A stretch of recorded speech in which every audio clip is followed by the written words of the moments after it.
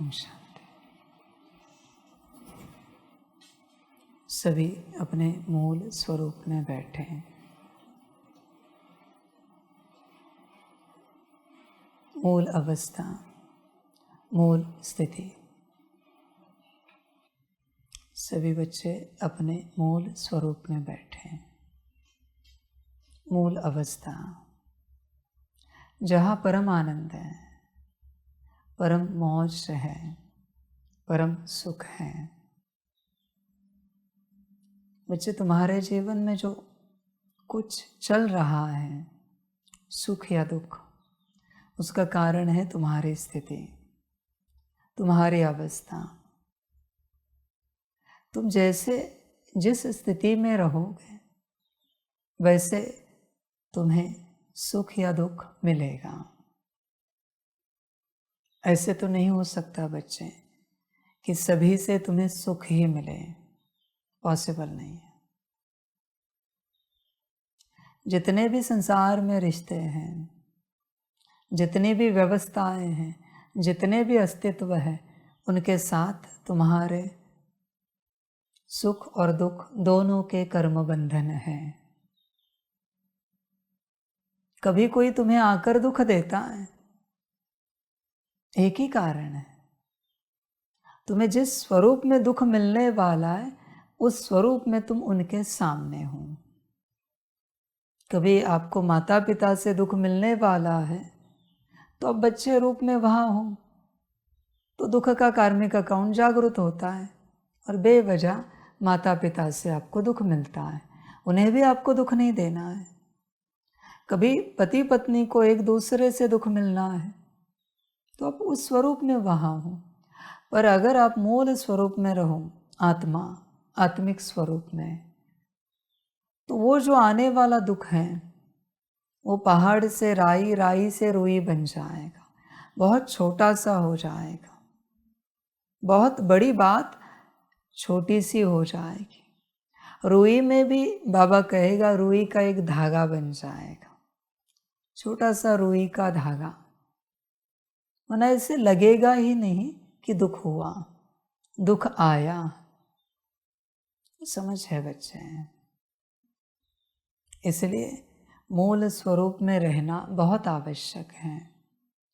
जब आप आत्मिक स्थिति में रहते हो तभी आपके सारे कार्मिक अकाउंट्स, सारे कर्म बंधन चुकतो होते हैं। अगर आप उस अवस्था में नहीं हो तो आप कर्म बंधनों को भोग रहे हो। ध्यान में रखना, जो आपके जीवन में भोग के रूप में आ रहे हैं। कोई अपमान कर रहा है, कोई निंदा कर रहा है, कोई गाली दे रहा है, कोई ग्लानि कर रहा है, कोई बुरा बोल रहा है, फिर आपको दुख हो रहा है। जो आपने दिया था वो आपको लौट आ रहा है। जब जब आप देह अभिमान में रहते हो, बॉडी कॉन्शियसनेस, अपने आप को नाम रूप समझते हो, आपके जीवन में सिवाय दुख के और कुछ नहीं आएगा, सिवाय भोग के और कुछ नहीं आएगा। चींटी ने भी अगर आपको काटा है तो ज़रूर आप बॉडी कॉन्शियसनेस में हो, इसलिए चींटी ने काटा है। समझ है बच्चे? वही चींटी के साथ का कार्मिक अकाउंट है। आप सोल कॉन्शियसनेस में हो, आपके पैर के ऊपर से चढ़ के चींटी चली जाएगी, काटेगी नहीं। कार्मिक अकाउंट चुकतो हुआ। बच्चे ध्यान दो इस बात को लेकर। मूल स्वरूप में रहो, मूल अवस्था में रहो। तो बच्चे वो है योग। योग से सारे कर्म बंधनों को चुकतो करना, हिसाब किताब क्लियर करना। पर बॉडी कॉन्शियसनेस में हो, देह अभिमान में हो, तो आप भोग रहे हो सब कुछ। भोगने के अलावा और कोई उपाय नहीं है। कभी आप भोजन करते हो, गलती से भोजन में कंकड़ पत्थर आया, वो भी कार्मिक अकाउंट है। दूसरे के प्लेट में क्यों नहीं गया? आपके ही प्लेट में कहाँ से आया? क्योंकि आपके कर्म बंधन है अन्न के साथ। ध्यान दो, मूल अवस्था में रहो बच्चे, मूल अवस्था में रहो। सब चुप होता जाएगा। नाम रूप में क्या हो रहा है, जिस स्थिति में तुम हो, बॉडी कॉन्शियसनेस में, नाम रूप में, देहाभिमान में, देहाभिमान में भी तो स्थितियां हैं। तुम माता हो, पिता हो, पति हो, पत्नी हो, बच्चे हो, चाचा मामा काका हो, मित्र संबंधी हो, बॉस हो, एम्प्लॉय हो। उसमें क्या हो रहा है? सिर्फ भोगना। देह अभिमान में जो कोई संसार में चल रहा है, देखो किसी के मन में किसी के प्रति सच्चा प्यार है क्या? सच्ची आस्था है क्या? नहीं बच्चों, बस स्वार्थ है देहाभिमान में। वो स्वार्थ भी उनका नहीं, वो भोग है आपका जो वो रिटर्न कर रहे हैं। इसलिए देहाभिमान में रहोगे, सिवाय भोगना के और कुछ नहीं मिलेगा। बॉडी कॉन्शियसनेस से बाहर आओ, मूल स्वरूप में आओ। वो है योग, यह है भोग। तुम कहाँ से भी चलो, कैसे भी चलो, दुख दर्द तुम्हारे पीछे आ रहे हैं, क्योंकि तुम रिसीव करने के मोड में हो। आत्मिक स्थिति में जब आप होते हो तो उन्हें चुकतू करने के मोड में आप होते हो। जब बॉडी कॉन्शियसनेस में हो तो उन्हें रिसीव करके भोगने के मोड में हो। आपकी मर्जी, करना क्या है, भोगना है या योग से चुकतू करना है। तुम्हारी अपनी मर्जी, जैसे चाहे चलो। दुख आएगा तुम्हें ही भोगना है, सुख मिलेगा तुम्हें ही भोगना है। जो चाहे भोगो। परमात्मा तो आया है सिर्फ यही ज्ञान देने कि तुम अपने मूल अवस्था में आओ। मूल स्वरूप में आने वाला हर कार्मिक अकाउंट बहुत दूर से ही चुकता हो जाता है। आपको पता भी नहीं चलता कि वो कब आया और कब चुकता हुआ। मूल स्वरूप में, आत्मिक स्थिति में कब यह सब हुआ आपको पता भी नहीं चलेगा। संसार में भी, भक्ति में भी ऐसे ही है। जो सारे दिन भर में भक्त रूप में रहते हैं, स्मृति रहती है उन्हें। हम गणेश जी के भक्त हैं, हनुमान जी के भक्त हैं, श्री राम जी के, श्री कृष्ण जी के भक्त हैं। अब ध्यान से देखना, उनकी जीवन बहुत सुखी है स्मृति से। क्यों? क्योंकि आने वाली विपदा दूर से ही जा रही, क्योंकि वो भक्त है। वो नाम रूप में नहीं है किसी भी प्रकार के। पर वही अगर कोई व्यक्ति हो, मैं पिता हूँ, पति हूँ, पत्नी हूँ, माता हूँ, बच्चा हूँ, फलाना हूँ, नाम रूप है, तो वो भोग तक आएगा, देह तक, और भोगना पड़ेगा। भक्तों के भी इसी प्रकार से कार्मिक अकाउंट चुकतू होते हैं जब वो भक्त स्वरूप में स्थित रहते हैं। कभी भूलना नहीं किसी को भी। जो भी आपके इष्ट देवी देवता हैं, उनके जिस स्वरूप के भी आप भक्त हो, वो सदा स्मृति रहनी चाहिए। सदा कि हम फलाने भक्त हैं। जीवन ऐसे ही पार हो जाते, हर व्यवस्था ऐसे ही हो जाती है, क्योंकि जवाबदारी उनकी है। इसलिए बच्चे, तुम्हारे ऊपर कोई तो हो जो तुम्हारा मालिक हो। देवी देवता हो, अवतार हो, कोई तो हो बच्चे, परमात्मा हो, भगवान हो। पर जब तुम तुम्हारे मालिक हो, सिवाय दुख के कुछ नहीं मिलेगा। रावण महाज्ञानी, महापंडित, महायोगी, सब कुछ था उसके पास, बस वो खुद का मालिक था, इसलिए दुखी था। जाओ लंका में, असुर दुखी थे क्या पूछो? कोई नहीं थे। क्यों? क्योंकि उनका मालिक रावण था। जब आपका कोई मालिक है ऊपर, आपके ऊपर कोई तो है, तब मैं ये लिख के दे सकता हूँ कि आप कभी दुखी नहीं हो सकते, क्योंकि आपके ऊपर जो बैठे देवी देवता, आपके गुरु, सारे दुख उनके पास जाते हैं हाँ, आपको पता भी नहीं चलेगा। बस सच्ची दिल से उनके बनो। ऐसे नहीं कि मेरे दुख सारे उनके पास जाए, इसलिए हमारे मालिक वो है, हमारे इष्ट देवता कुल देवता वो है। नहीं बच्चे, ऐसे नहीं चलेगा। दिल से सच्चाई से उनके बनो। इस संसार में कैसा भी गुरु हो, कैसा भी मना, ऐसे नहीं कि गुरु ऊंचा नीचा होता है, नहीं, कुछ भी ज्ञान देने वाला, कैसा भी का अर्थ है कोई भी कला सिखाने वाला, अच्छे कल्याण की, जब आप पूर्णता उनके बन जाते हो, अब देखना आपके जीवन में सुख आ जाता है। कैसा भी गुरु हो, कोई बच्चे अपने माता पिता के पूर्णता आज्ञाकारी होते हैं, उन बच्चों पर आने वाले सारे दुख कष्ट माता पिता के पास जाते हैं और वहां से चुकतू भी होते हैं। बच्चे सूत्र हैं, इस संसार में दुखी कौन है? जो खुद का मालिक है, उसके ऊपर कोई नहीं है, वही दुखी है। पर जिसके ऊपर कोई बैठा है, कोई भी गुरु है, देवी देवता है, परमात्मा है, वो दुखी नहीं हो सकता, पॉसिबल ही नहीं है बच्चों। इसलिए तुम देखो, अगर तुम दुखी हो तो तुम मालिक हो या कोई है? ऐसे हो ही नहीं सकता बच्चे कि किसी का कोई इष्ट है और वो दुखी रहे, नहीं हो सकता, पॉसिबल ही नहीं है इस संसार में। बस संपूर्ण निश्चय चाहिए, संपूर्ण हाजिर चाहिए।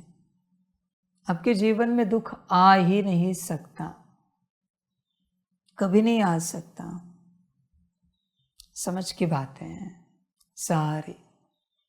इसलिए देखो, एक तो मूल स्वरूप में आओ, आत्मिक स्थिति में आओ, और बच्चों आपका मालिक एक ही परमात्मा है, इस स्मृति में सदा रहो। बस शब्दों की स्मृति नहीं, कहने की स्मृति नहीं, सच्ची स्मृति कि मालिक परमात्मा है हमारा। सुखी निश्चित रूप से हो जाओगे, निश्चित। तुम्हें कोई प्रयास नहीं करना पड़ेगा, सफलता तुम्हारे जीवन में तुम्हारे साथ साथ चलेगी। हर क्षेत्र में जिस कार्य में हाथ डालोगे, लगाओगे, सफलता निश्चित है। असफल नहीं हो सकते जब परमात्मा मालिक है। सदा शांति, सुख, खुशी, आनंद, मौज सब रहेगा जब परमात्मा मालिक है। ध्यान दो, देखो, विचार करो, तुम्हारा मालिक कौन? कहते हैं ना, सबका मालिक एक, श्री साईं जी कहते हैं। समझ की बातें हैं बच्चे, बस यही ज्ञान सबको पता पड़े कि सबका मालिक एक। यात्रा पूरी हुई, अभी कौन सी यात्रा करनी है? मालिक मिल गया, यात्रा पूरी हो गई। बड़ी बातें हैं बच्चे, सब वो संभालेगा, वो देखेगा। तुम क्यों चिंता करते हो? कुछ भी हुआ, वो बैठा है, उसका ध्यान है तुम पर, पूरी नजर है, क्योंकि तुम्हारा निश्चय है उन पर पूरा। जिनका पूरा निश्चय होता है उन पर परमात्मा का पूरा ध्यान होता है। पूरा निश्चय चाहिए, फिर पूरा ध्यान होगा, सब सहज होगा तुम्हारे जीवन में, सब कुछ। कोई प्रयास कभी नहीं करना पड़ेगा। प्रयास जो तुम करते हो वो सिद्ध करता है तुम्हारे इष्ट देवी देवता पर, कुल देवी देवता पर, गुरु पर, परमात्मा पर निश्चय नहीं है। निश्चय और परमात्मा एक सिक्के के दो पहलू हैं। निश्चय गया कि परमात्मा गया। निश्चय गया कि देवी देवता गए। निश्चय का खेल है बच्चे, निश्चय, सारी निश्चय की यात्रा है। प्रयास नहीं होता बच्चों, प्रयास करना व्यर्थ की बात है। तुम्हें लगता होगा बिना प्रयास के कैसे सब उपलब्ध हो सकता है? होता है। चिड़िया कब कौन सा प्रयास करती है? शेर जंगल में कब कौन सा प्रयास करता है? पर कब भूखा मरा है? कभी सुना है कोई चिड़िया भूखी मर गई? इतने वर्ष हो गए। मनुष्य मर गए ये सबको पता है, पर कोई चिड़िया भूखी मरी है? नहीं हो सकता बच्चों। कोई चींटी भूखी मरी है? नहीं हो सकता। निश्चय है। हर अस्तित्व में, हर इस संसार के चैतन्य में, चेतना में संपूर्ण निश्चय है परमात्मा के प्रति। संपूर्ण, जितना मनुष्यों का नहीं है उतना उन सबका है। बस इस संसार में मनुष्य निश्चय में कमी पड़ा, कमी रहा बच्चों। क्योंकि उसके जीवन में कैसे है ना कि परमात्मा ने कोई कार्य किया तो निश्चय हो जाएगा, नहीं किया तो नहीं होगा। ऐसे नहीं होता। अपने लौकिक माता पिता ने हमें प्यार दिया तो निश्चय है माता पिता है, और जिस दिन थप्पड़ मारी निश्चय नहीं है। ऐसे कभी होता है क्या? ऐसे हो ही नहीं सकता। समझ की बात है बच्चे। देख विचार कर अपने से। संपूर्ण निश्चय, जहाँ निश्चय होता है वहाँ प्रयास नहीं करना पड़ता। जहाँ निश्चय नहीं है वही प्रयास करना पड़ता है। मर्जी तेरी। निश्चय का अर्थ है मैं हूँ, मैं हूँ। तू चिंता मत कर, तू खुश रह, मौज में रह, नाचता गाता खाता पीता रह। मैं हूँ, ये है निश्चय। पर अगर निश्चय नहीं है तो परमात्मा भी कहता है तू ही है, बाकी कोई नहीं है। तू तेरा देख, तू तेरा कर, सब तुझ पर है। निश्चय, समझ की बात है सारी की सारी।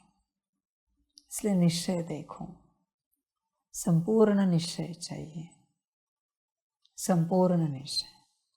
ये सारा संसार ब्रह्म तत्व से बना है।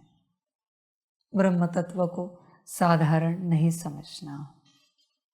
इस संसार के किसी भी कण में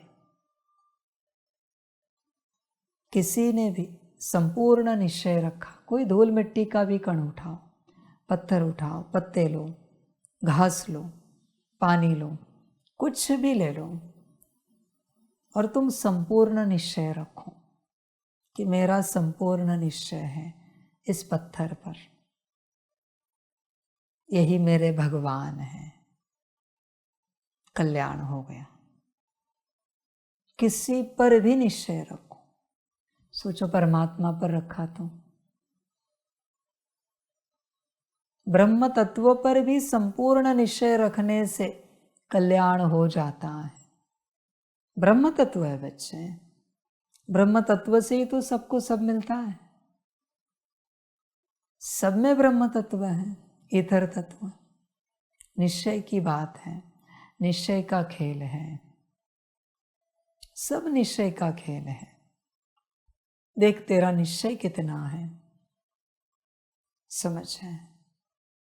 कोई स्वयं पर भी संपूर्ण निश्चय रखे, नहीं मुझे कोई परमात्मा पर निश्चय, पर मुझे मुझ पर संपूर्ण निश्चय, तो भी कल्याण हो जाएगा। पर कहीं तो निश्चय रखो। कहीं पर भी आप निश्चय नहीं रखेंगे, अब बताओ कहाँ से कल्याण होगा? कोई रास्ता है कल्याण का? कल्याण का एक ही रास्ता है बच्चों, निश्चय। निश्चय बुद्धि विजयंती। समझ की बात है। हार और जीत जो है ना, वो भ्रम है, वो भ्रम है। कल्याण इन दोनों से परे है, हार और जीत से भी परे। जब कोई हार और जीत से परे चले जाता है तब ही कल्याण होता है। हार और जीत, सुख और दुख, निंदा और स्तुति, मान और अपमान, सबसे परे जाना है, तब कल्याण होगा। कल्याण को कोई डिफाइन कर सकते हो? कल्याण की कोई परिभाषा है क्या? यहां से मुक्ति को पाना, परम धाम जाना माना कल्याण है क्या? परम धाम से सतयुग में आना माना कल्याण है क्या? सतयुग में नारायण पद पाना, श्री लक्ष्मी पद पाना माना कल्याण है क्या? सर्वगुण संपन्न और संपूर्ण बनना माना कल्याण है क्या? सारी जीवन बहुत अच्छी बन जाए माना कल्याण है क्या?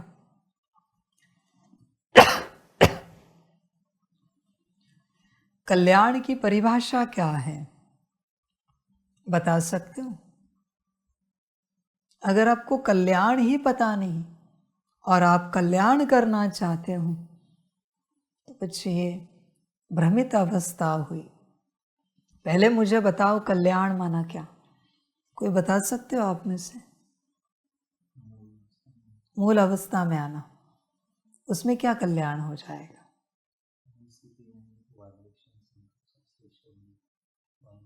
सब श्रेष्ठ हुआ, वायुमंडल श्रेष्ठ हुआ, तो क्या उससे कल्याण हो जाएगा? विचार करो, कोई परिभाषा बता सकते हो कल्याण की? विनाशी, अविनाशी, प्राप्ति। ठीक है, अविनाशी प्राप्ति होगी, परमात्मा मिला, ज्ञान मिला, योग बल मिला, सब मिल गया, पर कल्याण हो गया ऐसे लगेगा? तो कल्याण की परिभाषा क्या है? कल्याण माना क्या? श्रीमत। कुछ मिले ना मिले, अविनाशी प्राप्ति हो या ना हो, मुक्ति मिले ना मिले, जीवन मुक्ति मिले ना मिले, श्रीमत पर चलो, परमात्मा के आज्ञाओं पर चलो, यही कल्याण है। बाकी किसी भी बात में कल्याण नहीं है। कल्याण माना श्रीमत, न मूल स्वरूप में कल्याण है, न किसी और बात में कल्याण है। मनमत से परमात्मा को याद भी कर रहे हो तो उसमें भी कल्याण नहीं है। मनमत से तुम विश्व सेवा भी कर रहे हो तो उसमें भी कल्याण नहीं है। मनमत से तुम कुछ भी करो, अकल्याण ही है। कल्याण का अर्थ है श्रीमत। कुछ और अर्थ मिले तो मुझे ज़रूर बताना, मैं सबको बता दूंगा लाइव में। किसी को भी कुछ मिले तो कुछ और। कल्याण का अर्थ है ईश्वर की आज्ञाओं पर चलना। वरना बच्चे माया द्वंद्व में रखेगी, दुविधा में रखेगी। तुम जो समझते हो अच्छा होना मना कल्याण है, बुरा ना होना मना कल्याण है, ये भ्रम है। सब कुछ भ्रम है, समझना पड़ता है। अब स्वयं बताओ, किसी ने किसी को मार डाला, ये कल्याण है या अकल्याण है? किसी ने किसी को मार डाला, क्या है? ठीक है, दुनिया तो कहेगी अकल्याण है, ठीक है। वही श्री राम जी ने श्री रावण को मार डाला, घटना तो एक ही है मार डालने की, बस किसने की है, किसकी आज्ञा से की है, उस पर निर्भर होती है हर बात। कल्याणकारी है या अकल्याणकारी है, समझ की बात है। अभी देखिए, महाभारत में इतने महावीर होकर गए, सिंपल सी बात है। किसी गुरु को मारना पाप है या पुण्य है? पाप है। महाभारत में तो मार डाले गुरुओं को। अब बोलो क्या है? किसकी आज्ञा से मारा? श्री कृष्ण जी के। गुरुओं को मारा ना। समझ की बात है। फिर तो पाप होना चाहिए। कोई शिष्य अपने गुरु को कैसे जान से मार सकता है? आखिरकार किसी भी बात में आप ढूंढो, ईश्वर की आज्ञा मिलेगी। जहां ईश्वर की आज्ञा है वो कल्याण है। जहां ईश्वर की आज्ञा नहीं है वो अकल्याण है। द्रोणाचार्य थे, कृपाचार्य थे, कितने थे। समझ है बच्चे, समझनी पड़ती है बात। इसलिए बच्चों, कल्याण का अर्थ है श्रीमत, ईश्वर की मत, परमात्मा की मत, परमात्मा की आज्ञा। और कुछ मिले तो मुझे बताना। मुझे तो नहीं लगता कुछ और हो सकता है कल्याण। कल्याण एक ही बात में है, ईश्वर की मत में। बाकी कौन सी बात में हो सकता है? फिर वहां तुम ये नहीं देख सकते दुनियावी हिसाब से ये अच्छे या बुरे हैं। ईश्वर ने जो आज्ञा दी है सबसे बड़ी आज्ञा है। अभी इस बात पर अगर आप चर्चा करो महाभारत को लेकर, तो कहाँ की कहाँ चर्चा जाएगी कि शिष्यों ने गुरुओं को खलास कर डाला, शिष्यों ने अपने परिवार को समाप्त कर दिया। समझ की बात है। और ईश्वर आज्ञा किस लिए देता है? धर्म की स्थापना करने के लिए। ईश्वर अपने शौक के लिए आज्ञा नहीं देता कभी कि ऐसी कुछ बातें करो। समझनी पड़ती है। इसलिए बच्चे, तुम्हें जो लगता है मूल स्वरूप में आना, अपनी अवस्था में आना, परम धाम जाना, अच्छा योग करना, सकाश देना, विश्व सेवा करना, इसमें कल्याण है। लेकिन आज्ञा है तो ईश्वर की, परमात्मा की।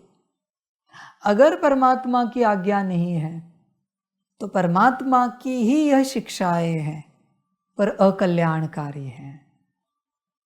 कल्याण नहीं हो सकता, इसे समझना पड़ता है। इसलिए बच्चों, कल्याण सिर्फ एक परमात्मा की आज्ञा में है, बाकी किसी भी बात में नहीं, किसी भी ज्ञान में नहीं है, किसी भी योग में नहीं है, न योग की विधि में है। कहीं पर भी कल्याण नहीं है, सिर्फ ईश्वर की आज्ञा में है। इसलिए जो कोई आध्यात्मिक अपने आध्यात्मिक जीवन जी रहे हैं, उन सबको सबसे पहले सोचना चाहिए, हम जो कुछ कर रहे हैं क्या यह ईश्वर की आज्ञाएं है क्या? समझ। किसी एक समय में महाभारत के गुरुओं ने पांडवों को आज्ञाएं दी होंगी, उन्होंने हर आज्ञा पालन की, पर उससे कल्याण हुआ क्या? समझ है। इसलिए कल्याण सिर्फ ईश्वर की आज्ञा में है। अब खुद खोज कर देखो, ढूंढ कर देखो, किसी और बात में कल्याण मिला तो मुझे बताना। विश्व कल्याण का अर्थ क्या है? सारा विश्व ईश्वर की आज्ञा पर चले, इसको कहते हैं विश्व कल्याण। स्व कल्याण का अर्थ क्या है? तुम आत्मा ईश्वर की आज्ञाओं पर चलो, दिल से, हाँ, ऊपर ऊपर से नहीं, बाहर से नहीं, दिल से चलना है। कल्याण निश्चित होता है। इसलिए कल्याण को समझो, भटको मत यहाँ वहाँ। कल्याण कहाँ है यह समझो। हर ग्रंथ देखो, हर किताब देखो, सब कुछ पढ़ो और देखो ईश्वर की आज्ञाएं कहाँ पर है, उसे फॉलो करो। चाहे तो किसी से वेरीफाई करा कि यह ईश्वर की ही आज्ञाएं है ना। क्योंकि अगर किसी आत्मा की आज्ञाएं होंगी तो फिर गारंटी नहीं कल्याण हो सकता है। हाँ, ईश्वर ने उस आत्मा को कहा होगा, ये आप कहना सबको, ये आज्ञाएं देना, तो भी कल्याण होगा क्योंकि वो ईश्वर की आज्ञाएं है। पर आत्मा अपने से ही दे रही है तो बच्चे कल्याण नहीं हो सकता, अपने से करके नहीं हो सकता, पॉसिबल नहीं है। इसलिए कितना भी बड़ा ज्ञानी हो, कितना भी बड़ा योगी हो, समझना पड़ता है। आप बताओ, ब्रह्मा जी आए, श्री विष्णु जी आए, श्री शंकर जी आए, तीनों ने आज्ञा दी कुछ करने की, और अगर वो परमात्मा आज्ञा नहीं है तो कल्याण होगा क्या? बाकियों की तो बात ही छोड़ दो, नीचे संसार में वो परमात्मा आज्ञा होगी तो ही कल्याण होगा। परमात्मा आज्ञा चाहिए। इसलिए तुम जो कुछ कर रहे हो, क्या वह परमात्मा आज्ञा है जिसे श्रीमत कहते हैं? विचार करो, वही कल्याण की मत है। और कल्याण उसी में है, न उसके पीछे न उसके आगे है, न उसके दाएं बाएं ऊपर नीचे है, न उसके बाहर है। कल्याण कब होता है पता है आत्मा का? उसी क्षणों में होता है जब वो श्रीमत में चलती है। किसी को कोई श्रीमत दी है, फलानी बात करो, जब तक तुम कर रहे हो तब तक तुम्हारा कल्याण हो रहा है। जैसे श्रीमत पूरी हो गई, कल्याण की यात्रा समाप्त हो गई। अभी जब कभी वापस ईश्वरीय आज्ञा मिलेगी तब वापस तुम कल्याण में स्थित हो जाओगे। कल्याण सिर्फ आज्ञा में है, साथ चलने में भी नहीं है मेरे। ध्यान में रखना, जब श्रीमत मिलती हो तुम श्रीमत में हो, बैठे हो तो भी श्रीमत है, उठे हो तो भी श्रीमत है, चल रहे हो तो भी श्रीमत है, तुम यहाँ से वहाँ जा रहे हो तो वो भी श्रीमत है। जब जब श्रीमत है तब ही कल्याण है, और जब जब श्रीमत नहीं है कुछ भी करो, कुछ भी करो, कल्याण नहीं है। समझो इन बातों को। श्रीमत के बाद नहीं है और श्रीमत से पहले भी नहीं, श्रीमत में ही कल्याण है। इसे समझो, श्रीमत में ही। परमात्मा का बनने से कल्याण नहीं होता, परमात्मा की आज्ञा पर चलने से कल्याण होता है। अब स्वयं मुझे बताओ, एक अस्तित्व है जो परमात्मा का बन गया, दूसरा अस्तित्व है उसने परमात्मा से एक आज्ञा ली, वो कहीं दूर रहता है और जीवन भर उस आज्ञा का पालन कर रहा है 24 घंटे। कल्याण किसका होगा? परमात्मा के साथ चलने वाले का या परमात्मा की आज्ञा पर चलने वाले का? इसलिए बाबा कहता है श्रीमत मुझसे बड़ी है, श्रीमत में कल्याण है। ध्यान में रखना, आप आत्मा निराकार परमात्मा में विलीन भी हो गए तो भी कल्याण नहीं हो सकता। मैं लिख के देता हूं आपको, नहीं हो सकता कल्याण। पर वही आप आत्मा निराकार आकार साकार किसी भी परमात्मा की आज्ञा पर चल रहे हो, कल्याण हो गया, हो गया बच्चे। श्रीमत पर चल रहे हो, कल्याण हो गया। कल्याण बस श्रीमत में है। मैं बोल रहा हूं, मैं श्रीमत में। जब श्रीमत है तो कल्याण है। श्रीमत अनुसार तुम सिर्फ बैठे भी हो, तुम कुछ नहीं कर रहे हो, तो भी तुम्हारा कल्याण हो रहा है, चल रहा है, क्योंकि जो बैठे हो वो श्रीमत अनुसार हो। श्रीमत में कुछ करना नहीं पड़ता, श्रीमत श्रीमत है। कल्याण की ही मत है और कुछ भी नहीं है। इसलिए कल्याण खोजो। कल्याण सब कुछ है और श्रीमत ही सब कुछ है वो कल्याण। बाकी तुम ज्ञान के पीछे मत लगो। इसलिए मैं सभी को कहता हूँ, घर बैठे आप ज्ञान सुन सकते हो, योग कर सकते हो, सारी धारणाएं करोगे, जितनी भी आपसे सेवा होगी वो करोगे, पर कल्याण का क्या? क्या श्रीमत मिल रही है? समझ की बात है। श्रीमत में ही कल्याण है, इस बात को ध्यान से समझो। श्रीमत छूटी कि कल्याण छूटा। सिर्फ श्रीमत में, वापिस कह रहा हूं, न श्रीमत से पहले न श्रीमत पूरी होने के बाद, श्रीमत में ही कल्याण है। श्रीमत, बाकी उसके बाद हो सकता है, यह नहीं सोचना, पॉसिबल नहीं है। इसलिए सदा श्रीमत पर चलना, और सदा श्रीमत पर चलने के लिए बाबा का बनना बहुत ज़रूरी है। घर बैठे कहाँ से श्रीमत मिलेगी, कैसे मिलेगी बताओ? घर बैठे तो मनमत से तुम क्या क्या नहीं करोगे, खाओगे पियोगे उठोगे बैठोगे, सब मनमत ही तो है। तुम्हारे हिसाब से तुम उठ रहे हो, जाग रहे हो, सो रहे हो, खा रहे हो, पी रहे हो, सब मनमत है। मनमत से कैसे कल्याण होगा? समझ के बाद कभी यह भी बोर्ड लगवा देना, कल्याण माना श्रीमत।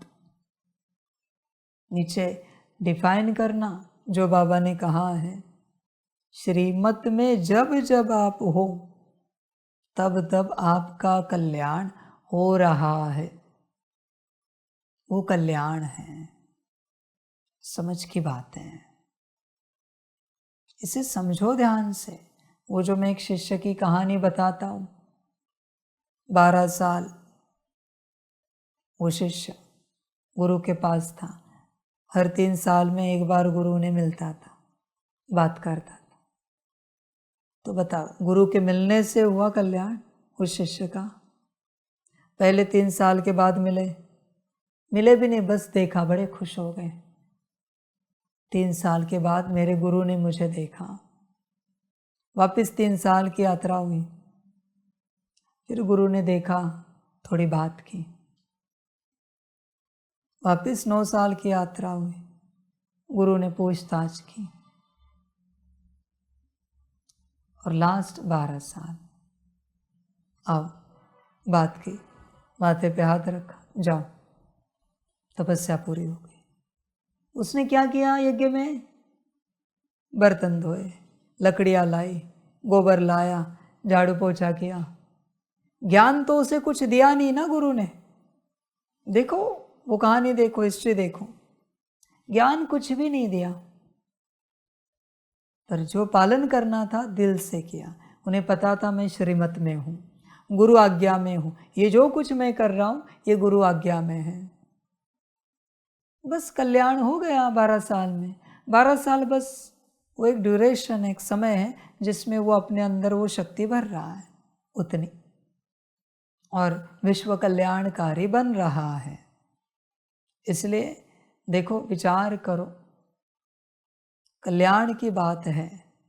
कल्याण माना श्रीमत, ईश्वर की मत, और कुछ भी नहीं। इसलिए हर वक्त 24 घंटे ईश्वर की मत पर चलना। सारी आज्ञाएं बाबा देता है। चलो अभी सोने का समय हुआ, चलो सब सोने के लिए जाओ, आराम करने के लिए जाओ।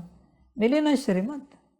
सुबह कितने बजे उठना है, तैयारी करनी है, परमात्मा वाणी कितने बजे, सब बताता है। इतने बजे नाश्ता रेडी रखो, इतने बजे उठ जाओ, सेवाएं करो, श्रीमत है, उसी में कल्याण है। उसने कभी कहा इतने बजे उठो, उससे 1 मिनट पहले उठकर देखो क्या होता है। वो 1 मिनट ही भारी पड़ेगा आपको। 1 मिनट समझना पड़ता है। 1 मिनट बाद में भी उठ के देखो क्या होता है, करके देखो। वो बच्चे गुरु आज्ञा की ताकत होती है, श्रीमत की ताकत है जो तुम्हें संभाल रही है। कारण कुछ भी हो, परिस्थिति कैसी भी हो, परमात्मा आज्ञा श्रीमत नहीं टूटनी चाहिए। गुरु आज्ञा कभी टूटनी नहीं चाहिए, फिर ही बच्चे कल्याण होगा। तुम जो कुछ करते हो, जो भी तुम्हारे कर्म बोल है, बस वेरीफाई करना है। गुरु आज्ञा में है, श्रीमत अनुसार है, परमात्मा आज्ञा में है, यही वेरीफाई करना है। नहीं है, सजगता आई, शांत हो जाना है। जब आज्ञा आएगी आगे बढ़ना है, कार्य करना है। इसे समझो। सब भटक गए, सारा संसार भटक गया गुरु आज्ञा से। हर कोई गुरु करता है, पर गुरु की आज्ञा में हर कोई नहीं चलता। चले तो भी परेशान होते, दिल से नहीं चलते। कितना करेंगे, कब करेंगे, कैसे करेंगे, ये सवाल उठ रहे हैं। इसलिए उनसे कुछ नहीं होता, परेशान हो जाते हैं। इसलिए बच्चों ध्यान में रखना, श्रीमत में ही कल्याण है, गुरु आज्ञा में ही कल्याण है। इस बात पर ध्यान दो, श्रीमत। और वो कल्याण आखिरी सेकंड में हो जाता है। जैसे वो 12 साल वहाँ चला शिष्य, और आखिरी सेकंड में उन्हें बुलाया। उन्हें पता भी नहीं था किस लिए बुलाया। उन्हें लगा शायद अभी गुरु ज्ञान देना शुरू करेंगे, मुझे कोई मंत्र देंगे, कोई तपस्या बताएंगे। 12 साल से मैं छोटी मोटी सेवा ही कर रहा हूँ, बाकी तो मैं कुछ नहीं कर रहा हूँ। उसको पता ही नहीं था। बुलाया, माथे पर हाथ रखा, सारी विद्या आ गई। ये गुरु की ताकत होती है बच्चों। इसलिए गुरु आज्ञा, परमात्मा की श्रीमत सब कुछ है। उसे छोड़कर तुम कल्याण के बारे में सोचना भी नहीं, वो पॉसिबल भी नहीं है इस संसार में। चाहे तो तुम स्वयं चेक करो, गुरु आज्ञा को छोड़कर कहीं से हम हमारा कल्याण कर सकते हैं क्या? चेक करो, कहाँ से भी चेक करो, कुछ मिलता है क्या? देखो, मिले तो मुझे भी बताना। समझ की बात है बच्चे। संसार में कोई चाहता है कल्याण हो जाए, संसार में माता पिता की आज्ञा पर चले, देखो कल्याण हो जाएगा। पति की आज्ञा पर चले, कल्याण हो जाएगा। बड़ों की आज्ञा पर चले, कल्याण हो जाएगा सांसारिक रूप से। आध्यात्मिक रूप से कल्याण चाहते हो, गुरु की आज्ञा पर चलो, परमात्मा की श्रीमत पर चलो, कल्याण हो जाएगा। जहां से तुमने आज्ञा तोड़ी, कल्याण समाप्त हुआ, समाप्त हुआ। समझना पड़ता है।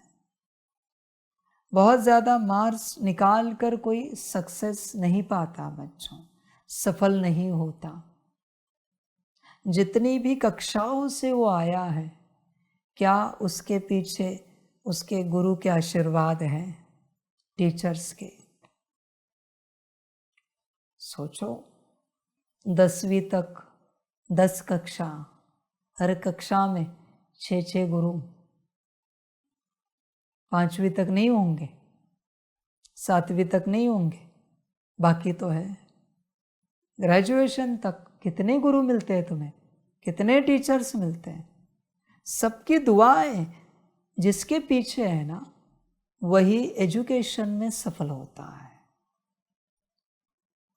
प्रोफेशन में सफल होता है, उस क्षेत्र में बड़ा बनता है जिसके पीछे दुआ है।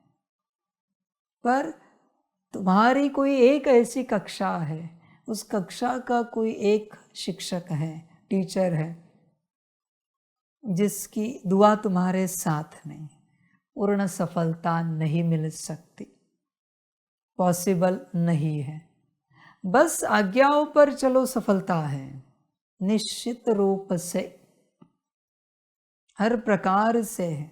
सांसारिक सफलता भी बताई, माता पिता की, पति की, बड़ों की आज्ञाओं पर चलो, सफल हो जाओगे सांसारिक रूप से। घर बार संभालना है, नौकरी धंधा संभालना है, परिवार संभालना है, हो जाता है बच्चे, सफलता सहज होती। वो सफलता तुम्हारी नहीं, उन सबकी दुआएं तुम्हारे पीछे है, इसलिए तुम असफल नहीं हो पा रहे हो। तुम्हें यह भी दिखेगा शायद तुम्हारे माता पिता, पति या बड़े असफल हुए हैं, पर तुम नहीं हो सकते, क्योंकि तुम्हारे पीछे दुआएं हैं, आशीर्वाद है, कृपा है। उसी प्रकार से बच्चे टीचर्स, जिन टीचर्स की दुआएं जिस स्टूडेंट के पीछे है, विद्यार्थी के पीछे, वो कभी असफल नहीं हो सकता। इसलिए ज़्यादा मार्क्स से कुछ नहीं होता।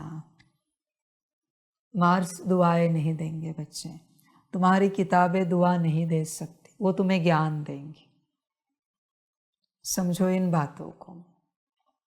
उसी प्रकार से बच्चे अध्यात्म में सफलता पानी है, कल्याण करना है, तो गुरु की आज्ञा पर चलो, परमात्मा की श्रीमत पर चलो, तो ही आध्यात्मिकता में सफल हो जाओगे, वरना नहीं हो सकते, पॉसिबल नहीं। ये संसार दुआओं का है, दवा तो बहुत बाद में आई, दुआ का संसार है सारा का सारा।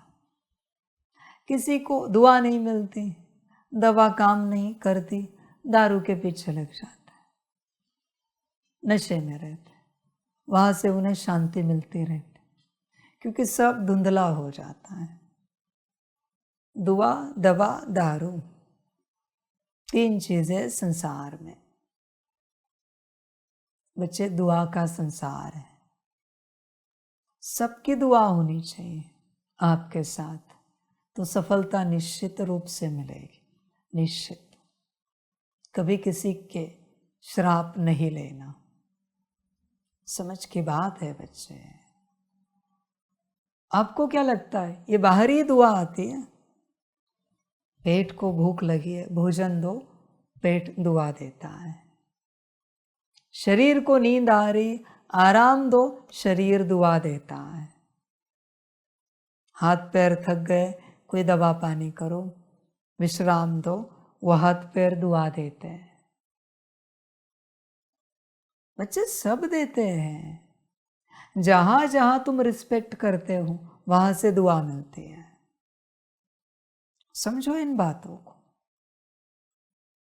तुम हर चीज को अच्छा रखो, तुम्हारी जो भी चीज है, देखो तुम्हें दुआ देंगी, तुम्हें संभालेंगे, तुम्हें आगे बढ़ाएंगे।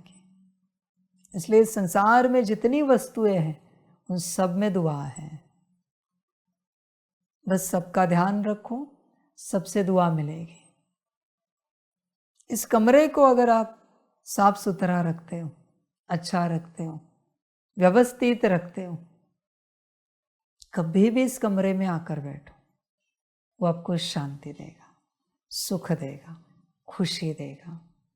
वो कमरे की रिस्पॉन्सिबिलिटी होती है। इस कमरे को स्थूल नहीं समझना, इस हॉल को स्थूल नहीं समझना। वो करते हैं आपके लिए, बस आपको पता नहीं चलता। कितने भी थके भागे आ जाओ, उदास आ जाओ, इस कमरे में बैठो। कितने भी थके भागे आ जाओ, दुख भरे आ जाओ, उदास होकर आ जाओ, इस कमरे को आप अच्छा रखते हो ना। जैसे इस कमरे में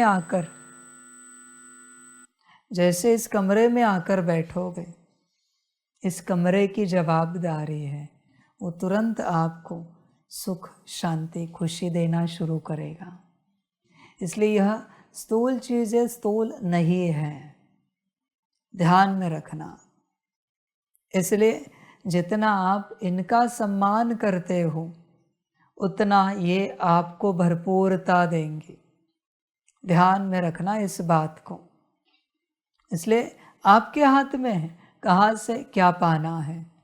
आपने कभी सोचा नहीं कि रोज़ कितना भी थका भागा आपका शरीर हो, वो बेड आपको राहत देता है, सुबह तक रिफ्रेश करता है। आपका बेड एक गद्दा ही है, एक तकिया है, एक बेडशीट है, एक चादर ब्लैंकेट है, और सुबह तक आप जीवित हो जाते हो। जो रात में अधमरे हो गए थे थकान से, क्या आपने कभी शुक्रिया अदा किया? स्थूल चीज़ों को आप स्थूल कैसे समझ सकते हो? चैतन्य है, सभी चेतन है, सब में शक्ति है। कितनी भूख लगती है, प्यास लगती है, वो पानी आपको जीवन देता है, अन्न जीवन देता है। जो नहीं मिलते तो शरीर मर जाता। अब सोचो, विचार करो। अब इस रूप से विचार क्यों नहीं करते? इसलिए दुआ काम करती है। पर जब आप रिस्पेक्ट करोगे तभी दुआ मिलेगी। दुआ मिले इसलिए रिस्पेक्ट मत करो।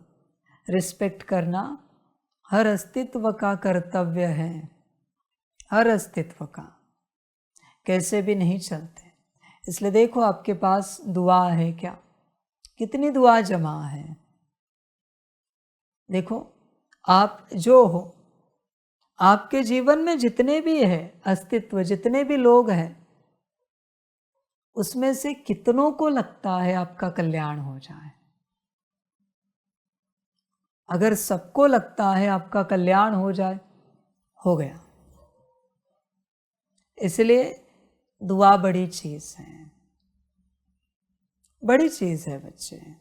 और उसमें भी अगर आपके गुरु को लगा तो बच्चे किसी को लगने की आवश्यकता नहीं है। परमात्मा को लग गया आपके लिए कि आपका कल्याण हो जाए, तो संसार में किसी के भी संकल्प की आवश्यकता नहीं, कल्याण हो गया। देख बच्चे, विचार कर।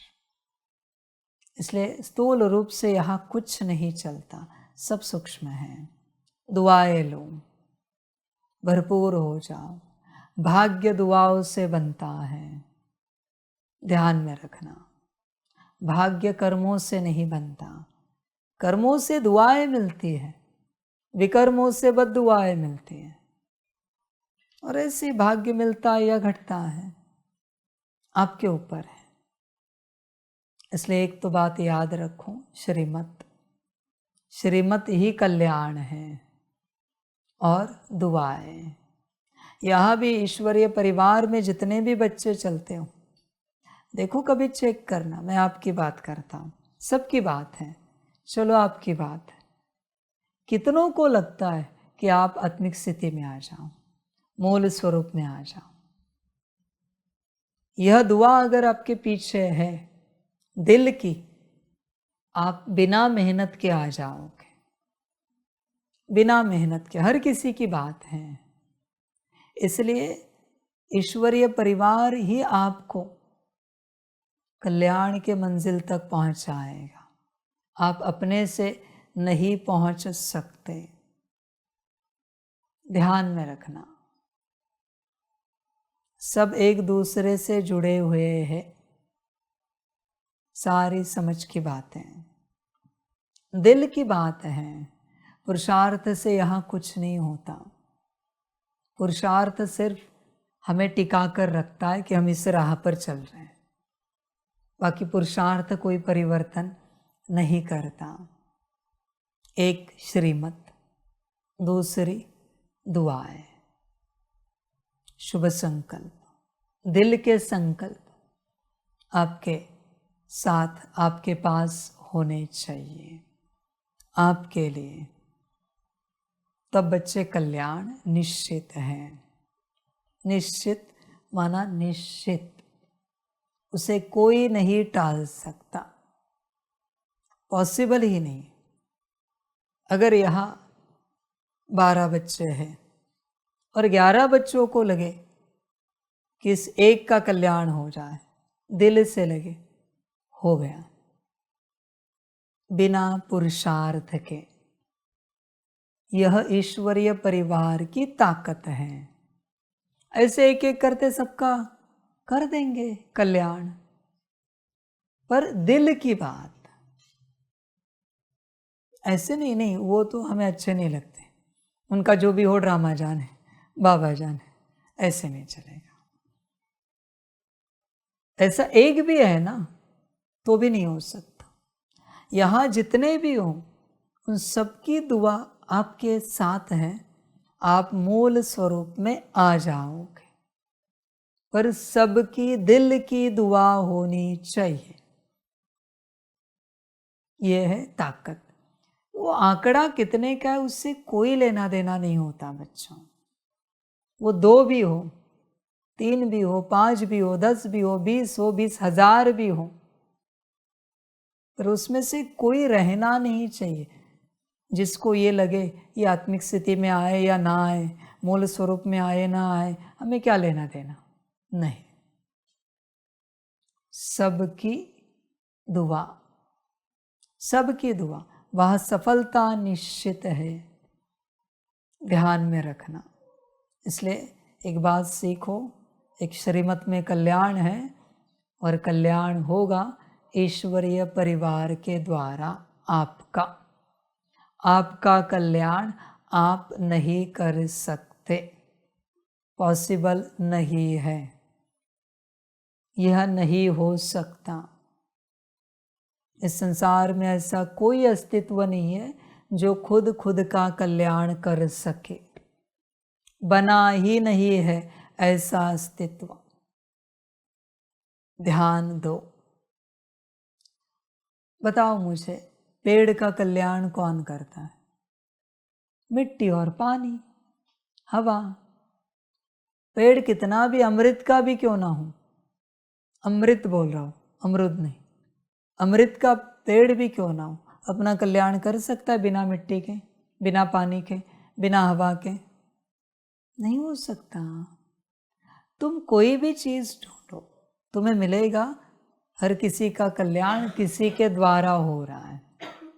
खुद खुद का कल्याण नहीं कर सकते। इस संसार में कोई अस्तित्व जन्मा ही नहीं है, नहीं जन्मा है।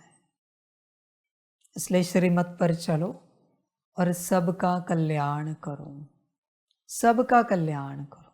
और ध्यान में रखना, और एक बड़ी बात कहता हूँ, जितनों के लिए आपके मन में कल्याण की भावना है, इनका कल्याण हो, इनका हो, उनका हो, इस देश का, उस देश का हो, यहाँ के सारे बिरादरियों का हो, दिल की भावना, उतने गुना आपके पास कल्याण वापस आ रहा है, उतने गुना। इसलिए दिल की भावना रखना, दिल की कामना रखना सबके प्रति कल्याण की। तुम्हारा हो या ना हो, ऐसे नहीं कि मेरे पास कल्याण वापस आएगा इसलिए हम चाहते सबका कल्याण हो जाए। ये तो बच्चे चतुर साहूकारी हुई, बिजनेसमैन बन गए तुम भी। समझ है बच्चे, 1 का 10 कर लिया तुमने। चतुराई नहीं चलती यहाँ पर। दिल की भावना, मेरा जो भी हो वो परमात्मा जाने, पर इनका कल्याण हो, ये दिल की भावना है। समझ की बात है। वरना कोई दुआ करते हैं भगवान सारे संसार का कल्याण करो, पहले हमारा करो, पहला नंबर हमारा रखो। बहुत सुंदर है ना बात, समझ है बच्चे। इसलिए देखो, जितनी दुआएं देते रहोगे उतनी तुम्हें मिलेंगी। तुम्हारे ऊपर सब कुछ है, सब कुछ है बच्चे। इसलिए तुमने कहा ईश्वरीय परिवार का कल्याण हो जाए, अभी उसमें जितनी लाख आत्माएं, उन तक वो संकल्प पहुंच गया और उतने लाख गुना आपके पास वापस आया, उतने लाख गुना। इसलिए एक श्रीमत पर चलो तो कल्याण होगा। दूसरा, ईश्वरीय परिवार की दुआओं से ही आपका कल्याण होगा। बिना ईश्वरीय परिवार के दुआओं के जो कोई कल्याण को उपलब्ध हो जाएगा वो रावण बन जाएगा, कंस बन जाएगा, अहंकारी बनेगा। मैंने किया, मैं इस अवस्था तक पहुंचा, मेरी शक्ति, मेरी युक्ति, मेरी तपस्या, मैंने सब किया। आज हम आत्मिक स्थिति में अपने से हैं, मूल स्वरूप में अपने से हैं। 8 घंटे का योग अपने से करते हैं, सकाश अपने से करते, अहंकार मार डालता है। समझ है सारे, अहंकार समाप्त करता है। इसलिए बच्चे गुरु लगता है। गुरु का काम एक ही होता है, तुम्हें ऐसे मार्ग से चलाना जहाँ से किसी भी प्रकार से अहंकार जन्मे नहीं। यहाँ बस अहंकार की माया है और कुछ भी नहीं। थोड़ा इतना सा होता है किसी मनुष्य के पास, कितना अहंकार जताते हैं तुरंत। किस किस बात का अहंकार, बात मत पूछो। मेरे बाल अच्छे, मेरी खाल अच्छी, मेरे आँखें अच्छे, क्या अहंकार। चप्पल देखिए हमारी कितनी सुंदर है, 10,000 की है। किस बात का मनुष्य यहाँ अहंकार करेगा, कल्पना नहीं कर सकते, कल्पना से बाहर है। उसके हर वचन से अहंकार झलकता है। मेरे सामने कोई भी आए, आप किसी भी प्रकार की बात करो, शिव प्रभात भी करो, मैं आपको तुरंत बताऊंगा ये अहंकार से किया या दिल से किया। कुछ भी बात करो, आप इतना भी कहे ना, बाबा हम यहाँ बैठे, मैं आपको तुरंत बताऊंगा ये तुम्हारे अहंकार के वचन हैं या दिल के वचन हैं। बस मैं कभी किसी को बताता नहीं, तुम्हें जैसे चलना है चलो। किसी ने पूछा मैं तुरंत बता दूंगा। तुम्हारे वाणी से झलकता है अहंकार, तुम्हारे कर्मों से झलकता है, दिखता है।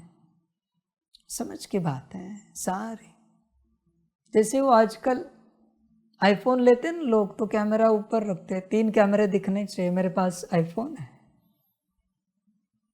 वो भी बात ही करता है ना, या खाना देता है आईफोन, तुम्हारा व्यवस्था करता है। क्यों अहंकार दिखा रहे हो?